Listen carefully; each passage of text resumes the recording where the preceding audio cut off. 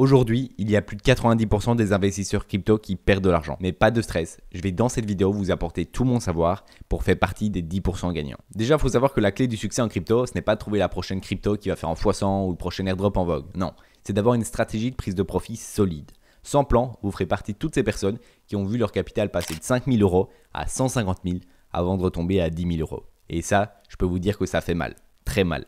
Je l'ai vécu lorsque je suis arrivé dans les cryptos aux alentours de 2018 et c'est le cas d'énormément de débutants. Donc si c'est votre premier cycle, cette vidéo est d'autant plus importante et n'oubliez pas de la regarder jusqu'au bout. Alors si tu es prêt, on est parti. Alors déjà, pourquoi faut-il prendre des profits et donc avoir un plan solide? C'est vrai qu'il y a beaucoup de personnes qui se lancent dans les cryptos sans avoir de réel plan. Ils se lancent, ils se disent bon, je vendrai quand ça sera plus ou moins vers là, quand je sentirai que ça sera un peu chaud, mais la plupart du temps, c'est là qu'ils font les premières erreurs et qu'ils loupent leur premier cycle. Donc il faut savoir que tant que ce n'est pas vendu, ce n'est pas gagné. C'est une phrase qui est assez connue dans les cryptos. Si votre portefeuille il monte à 100 000 $, c'est en profit latent. Tant que vous ne l'avez pas sorti, que ce soit en euros ou en stablecoin, on va dire que c'est quand même déjà assez bien sorti, ce n'est pas gagné. Ces 100 000 $, ils peuvent du jour au lendemain se transformer en 20 000, en 10 000 ou même peut-être en zéro. Deuxièmement, il y a très peu d'altcoins qui vont dépasser l'ATH de leur précédent cycle. Donc ça, je vais vous montrer un exemple directement sur mon écran. Ici, vous pouvez venir sur CoinMarketCap et vous allez venir ici dans Cryptocurrency et ici Historical Snapshot. Donc ça va être en fait comme un peu des captures d'écran de CoinMarketCap à une date précise. Donc si je reviens au bull run par exemple de 2017. Allez, je vais venir ici en novembre 2017 et je vais regarder les cryptos qui étaient à ce moment-là les plus capitalisés. Donc on a bien sûr Bitcoin, Ethereum et ensuite au niveau des altcoins, on a premièrement Bitcoin Cash, XRP, Litecoin et Dash. Si je vais voir sur les graphiques, je vais faire exercice avec vous, je vais aller sur TradingView, je vais du coup mettre Bitcoin Cash, je vais mettre en weekly pour que ça soit plus visuel. Je vois exactement ce que je parlais. Donc en 2018, on a eu un pic qui s'est fait ici autour des 4 300 $. Bon, si on prend pas la mèche, c'est au niveau des 3 000 $. Et en 2021, donc le bull run d'après, on a eu un pic qui est venu qu'à 1 600 $. Donc vous pouvez voir qu'il y a un sacré écart entre les deux bull runs. Voilà, vous pouvez voir qu'il y a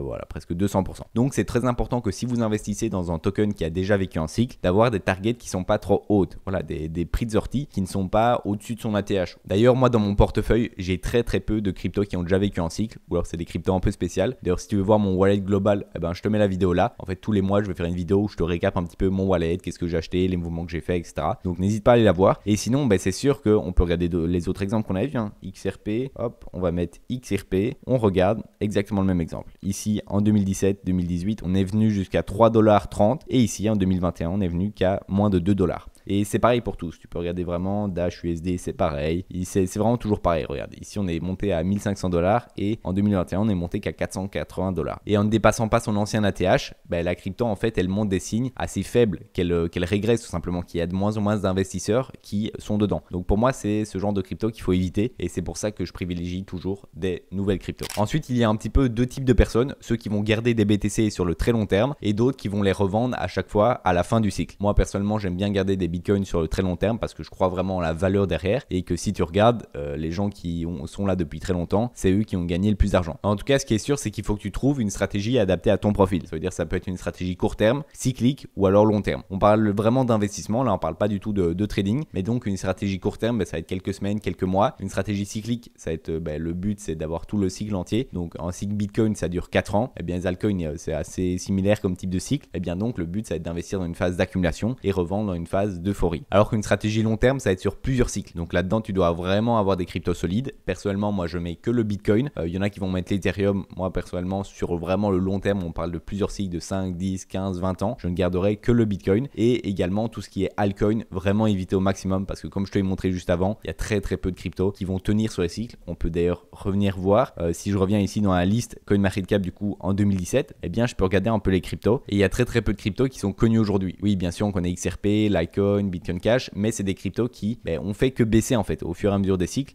Monero on connaît également, IOTA, il y en a quelques qu'on connaît comme ça, mais il y en a très peu qui ont vraiment surperformé. Ici je vois le BNB, donc là pour le coup c'est une exception. C'est un token qui a mieux performé que le reste du marché. Donc là pour le coup c'était pas mal. Maintenant il y en a très peu. Si je descends encore. Ouais, j'en vois très peu. Je vois ici le Dogecoin, il y a le Tron aussi peut-être. Donc à part quelques petites exceptions comme je vous ai montré, la plupart des cryptos en fait sont retombés à zéro ou en tout cas ont moins bien performé que l'ensemble du marché ou que simplement le Bitcoin. Donc c'est vraiment super important que quand vous regardez long terme, eh bien vous achetez que des cryptos super solides. Si vous regardez au niveau cyclique, il n'y a pas de souci. Le but c'est de faire un maximum de profit. Mais sur le long terme, c'est vraiment les fondamentaux qui vont jouer. Et d'ailleurs faites bien attention, une stratégie c'est c'est personnel à chacun. Ici, je vous donne juste simplement quelques clés pour créer votre propre stratégie, mais ça va être personnel selon par exemple votre profil de risque, vos objectifs, vos liquidités. Voilà, moi par exemple, je sais pas si je dois investir sur les cryptos, eh bien je vais avoir un profil totalement différent, ayant 19 ans, ayant pas de femme, ayant pas d'enfant. Voilà, c'est différent que quelqu'un, je sais pas moi, qui est au chômage, qui a 50 ans, qui a une famille.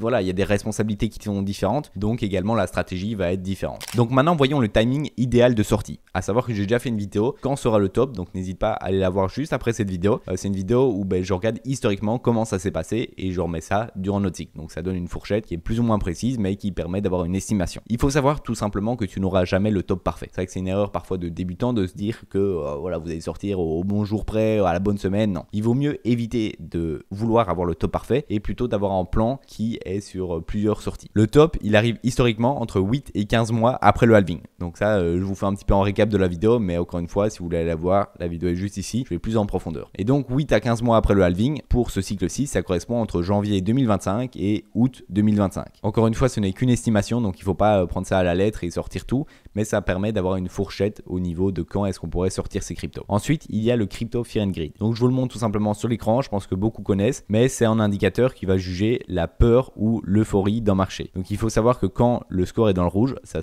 s'actualise tous les jours. Quand il est dans le rouge, c'est que le marché et le sentiment du marché est dans la peur. Alors que quand l'indicateur est dans le vert, c'est qu'il y a une euphorie au niveau du sentiment de marché. Donc on peut voir que historiquement, quand c'est dans le rouge, c'est un bon moment pour acheter. C'est souvent dans des phases de bear market, dans des phases où le prix est bas et bien sûr il y a une peur qui est toujours constante. C'est la psychologie humaine, ça change pas, c'est comme ça. Et voilà, quand les gens gagnent de l'argent, quand tout est en train de monter, etc., c'est dans le vert et ça peut monter jusqu'à l'extrême euphorie. Et donc c'est à ce moment-là, en regardant cet indicateur, qu'on peut déjà avoir des précisions sur est-ce que c'est plus ou moins le moment de vendre ou non. On peut d'ailleurs regarder historiquement, si on regarde voilà, sur le maximum depuis 2018, comment est-ce que ça s'est passé. Donc 2018, on n'a pas beaucoup d'historique, donc on va juste avoir un cycle d'historique, mais on peut voir ici que vers 2020-2021, donc là où on a eu notre euphorie au niveau du cycle, on a eu un Crypto Fear and Greed qui était quand même beaucoup dans des chiffres assez hauts. On peut voir ici, on était à 80, 90, on est descendu, donc là c'est parce que notre cycle en 2020, il a été fait en deux fois. On a eu un premier pic, on a eu une baisse et puis on a eu un deuxième pic. Et donc on a eu le premier pic ici, la baisse, le deuxième pic. Mais on peut voir que dans toute cette période-ci, on avait quand même un sentiment qui était assez euphorique, contrairement à toute la partie d'après où on était plus dans un bear market et c'était beaucoup plus négatif. Et puis là, on est remonté progressivement jusque voilà environ avril 2024. On a chuté et là, eh bien historiquement, on est censé remonter pour aller chercher du coup des valeurs qui sont normalement comprises entre 80 et 90. C'est pas une certitude, mais ça est quelque chose à regarder. Moi, c'est quelque chose que je vais beaucoup regarder dès que je vais commencer à voir que pendant plusieurs jours, pendant plusieurs semaines,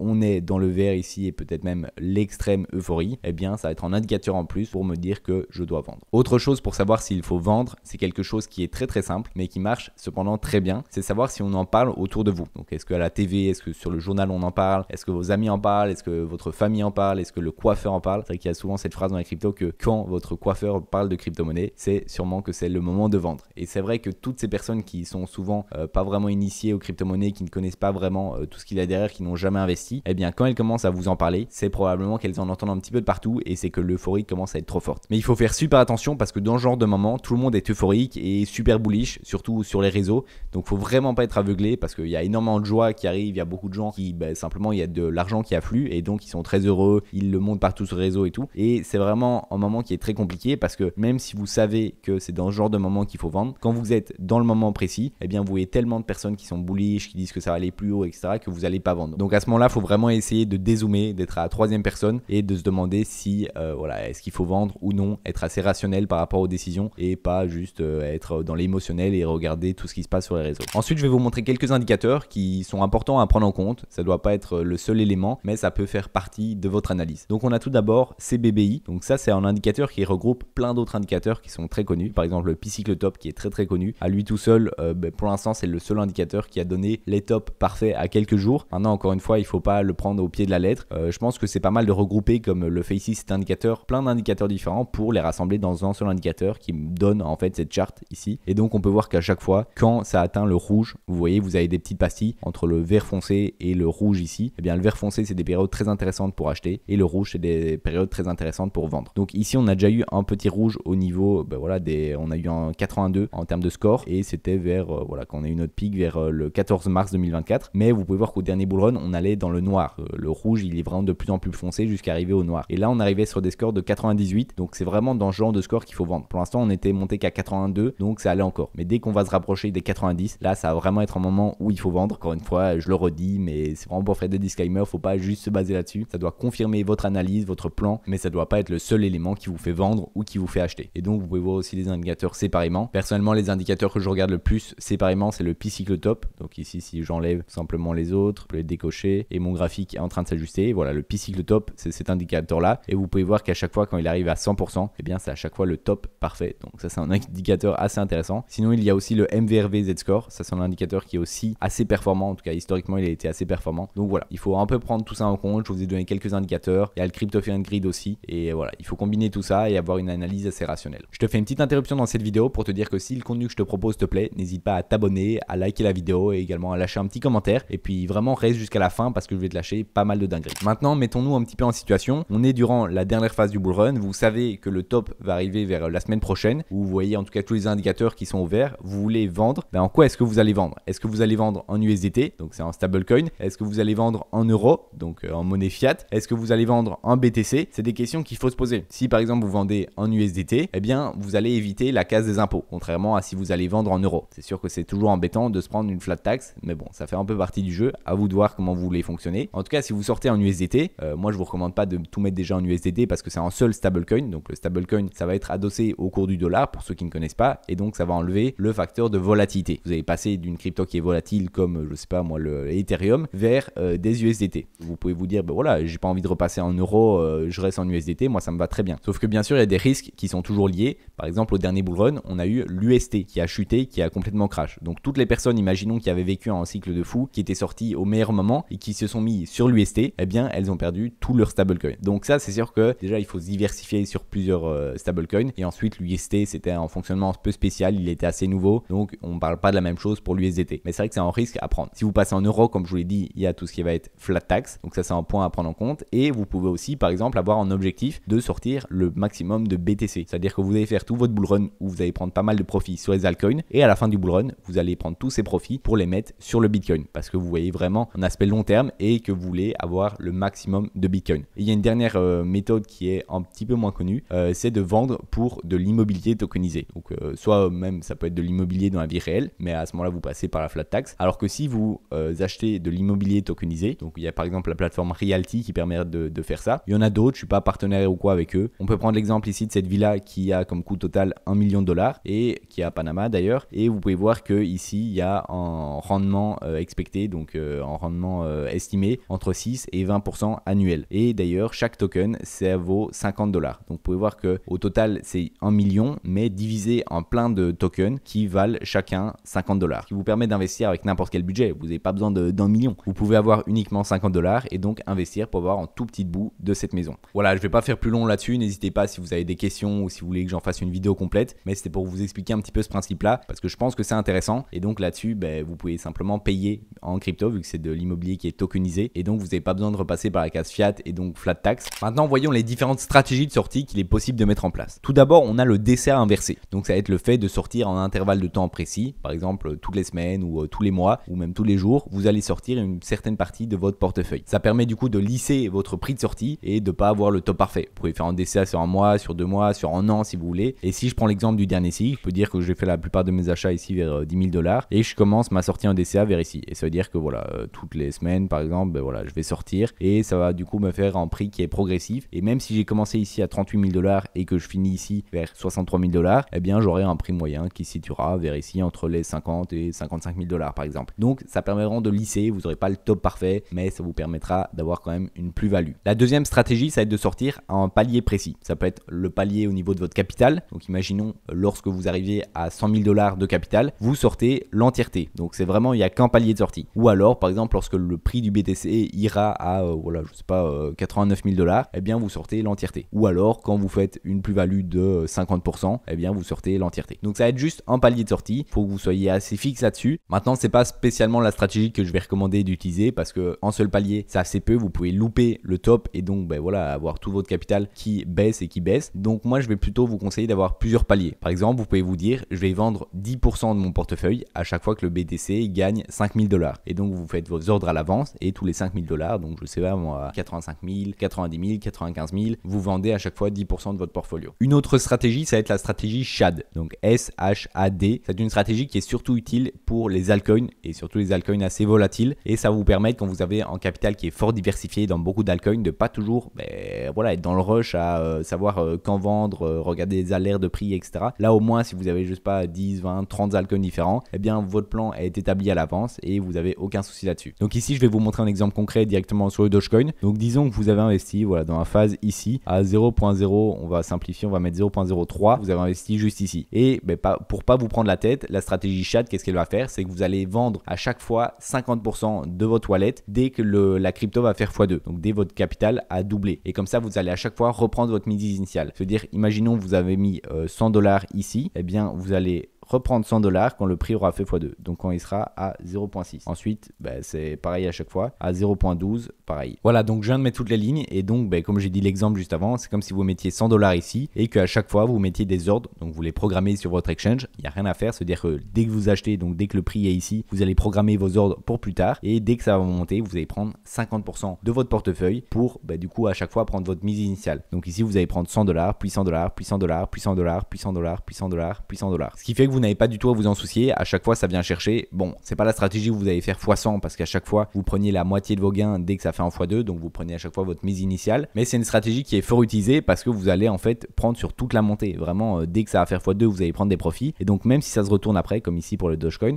ça se retourne, c'est pas grave parce que vous avez pris des profits à chaque fois et qu'à la fin il vous reste que $100 quoi. Et une dernière stratégie, ça va être la stratégie Fibonacci, et plus précisément l'extension de Fibonacci. Donc ici, si vous venez dans Fibonacci, vous avez Trend Based Fib Extension, et donc vous cliquez ici. Et comment est-ce qu'on va utiliser cet outil? On va simplement venir au bottom du dernier cycle, hop, on va monter au top de ce cycle là et on va revenir au bottom du cycle actuel. Et donc là, ça nous donne certaines targets. Certaines sont très optimistes, mais ce qu'il faut regarder, c'est tout d'abord au niveau de l'ATH, donc au niveau du top, les 0.786, donc au niveau des $67 000. Donc là, on aurait pu déjà avoir une prise de profit. Ensuite, on a le 100% au niveau des 81 254. Ensuite, on a les 1,618 au niveau des 121 904. Donc là, vous voyez qu'on arrive sur des prix qui sont quand même assez élevés. Pour moi, là, c'est le top qui sera un petit peu parfait. Et au-dessus, c'est pas quelque chose que j'envisage, même si ça pourrait toujours se faire. Les 187 000, les 253 000 et les 294 000. Donc voilà, Fibonacci, c'est un outil qui est vraiment très utilisé et qui est très très puissant. Moi, je l'utilise pas mal. Vous pouvez aussi l'utiliser sur des timeframes qui sont plus courtes parce qu'à chaque fois, il y a des mouvements. Donc là, on vient de prendre un certain cycle, mais dans ce cycle, il y a d'autres petits cycles. Donc c'est à chaque fois un peu comme une poupée russe. Et donc si je reprends, ici je viens au bottom, je viens à mon top juste ici et je reviens au bottom ici, et ça nous donne aussi d'autres indications. Donc ici, là, en 618, les 2 618, 3 618 et 4 236. Et donc ici, on a à chaque fois des prix. Donc vous pouvez combiner un petit peu toutes ces valeurs-là, et quelque chose qu'il faut énormément prendre en compte aussi, c'est les valeurs psychologiques. Par exemple, les 100 000 $, eh bien, il faut jamais mettre en ordre aux 100 000 $. Il faut mettre en ordre un petit peu en dessous. Donc par exemple, aux 98 000 $, parce que c'est des chiffres qui sont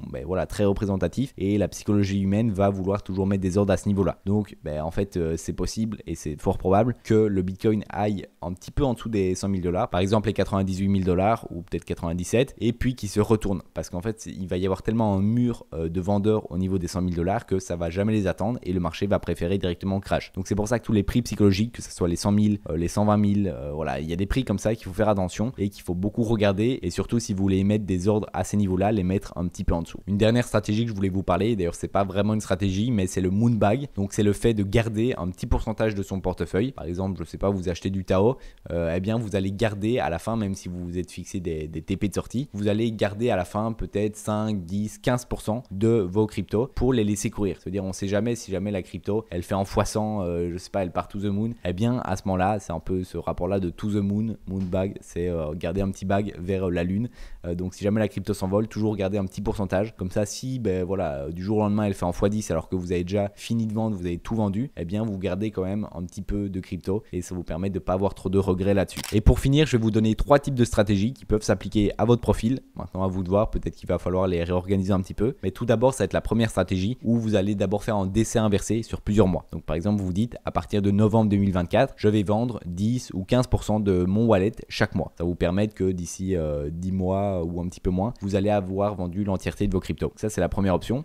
Toujours en gardant un petit Moonbag. Donc quand je dis l'entièreté, vous gardez un mois ou peut-être vous allez garder 10% de votre wallet voilà, pour continuer à courir et peut-être faire des gains par la suite. Ensuite, la deuxième stratégie, ça va être de regarder le Crypto Fear and Greed. Donc dès que vous voyez qu'il est trop longtemps ou trop souvent dans la partie verte, donc l'euphorie, eh bien vous allez commencer à vendre. Et également, vous allez placer plusieurs targets sur le prix du BTC. Par exemple, vous allez placer une première target à 84 000 $, une deuxième à 96 000, une troisième à 109 000 et une quatrième à 118 000. Vous pouvez bien sûr en mettre plus. L'idée, c'est d'en avoir le plus possible pour diversifier votre sortie. Et donc, si jamais ça n'atteint pas vos targets, c'est pas grave parce que vous avez déjà sorti pas mal avant. Et je précise bien qu'il faut regarder le prix du BTC, même si c'est pour vendre vos altcoins. C'est-à-dire que quand le BTC atteindra, imaginons 96 000 $, eh bien, je vais vendre mes altcoins à ce moment-là. Parce qu'il faut savoir que le prix du BTC, c'est un peu le roi, c'est lui qu'on va suivre. Et donc, tout le marché va suivre le BTC. À savoir que sur des altcoins, par exemple, qui n'ont pas vécu de cycle ou des altcoins qui n'ont pas vraiment d'historique de prix, eh bien, ça va être très difficile d'avoir des targets de vente. C'est pour ça que vaut mieux se référencer sur le Bitcoin. Et quand le Bitcoin atteint certains paliers, eh bien, vendre également sur ces altcoins. Maintenant, il y a parfois un petit peu de délai entre le BTC et les altcoins. On peut voir sur les différents cycles qu'il y a 2 à 3 semaines de décalage. Donc, les altcoins vont souvent atteindre leur top 2 à 3 semaines après le BTC. Donc, je vous montre un exemple ici sur TradingView. Donc, je vais enlever mes indications et je vais ajouter tout simplement Total 3. Ça va être le market cap des cryptos sans BTC et sans ETH. Donc, en gros, c'est les altcoins.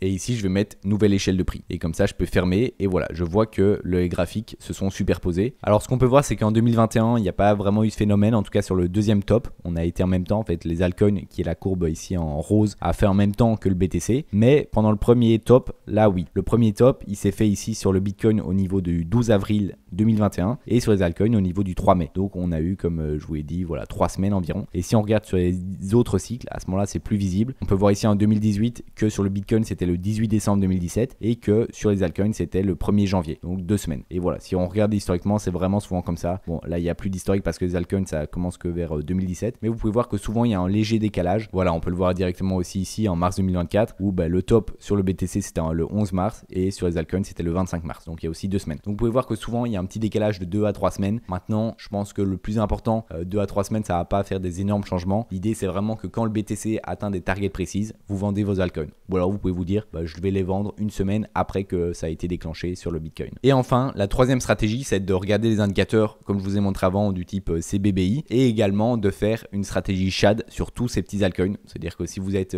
diversifié sur beaucoup, c'est vraiment super important de faire la stratégie SHAD. Comme ça, vous n'êtes pas au niveau des émotions, vous n'avez pas des alertes dans tous les sens. Au niveau des altcoins, vous êtes super précis. Dès que ça fait x2, vous reprenez 50%. Et sur le BTC, vous mettez plusieurs targets grâce à la stratégie Fibonacci. Donc voilà, c'est tout pour cette vidéo. J'espère que ton plan maintenant est plus concret. N'hésite pas vraiment à prendre une feuille de papier ou un Google Sheet ou quoi, mettre ton plan vraiment ligne par ligne. Fais-le vraiment si t'es arrivé jusqu'à la fin de cette vidéo. C'est super important. Et puis sinon, moi je te dis à la prochaine. N'hésite pas à regarder cette vidéo. Et puis ciao!